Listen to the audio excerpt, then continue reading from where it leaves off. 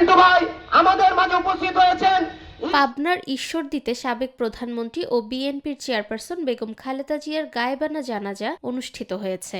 31শে December বুধবার বাদ আসর ঈশ্বরদী উপজেলা ও পৌর বিএনপির উদ্যোগে উপজেলার বিভিন্ন স্থানে একযোগে এই গায়েবানা জানাজা অনুষ্ঠিত হয়। কাজী আলেম ওলামাকে উনি ভালোবাসতেন।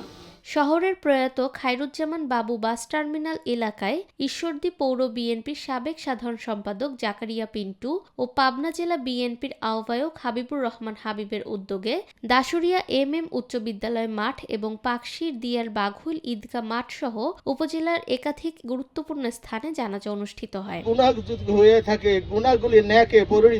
গায়েবানা জানাজায় বিএনপি ও অঙ্গ সহযোগী সংগঠনের নেতাকর্মীদের পাশাপাশি বিভিন্ন শ্রেণী পেশার মানুষ অংশগ্রহণ করেন। জানাজা শেষে মরহুমার রুহের মাগফিরাত কামনা করে বিশেষ দোয়া ও মোনাজাত করা হয়। মাফ করে দাও আল্লাহ, গুনাহ মাফ করে দাও।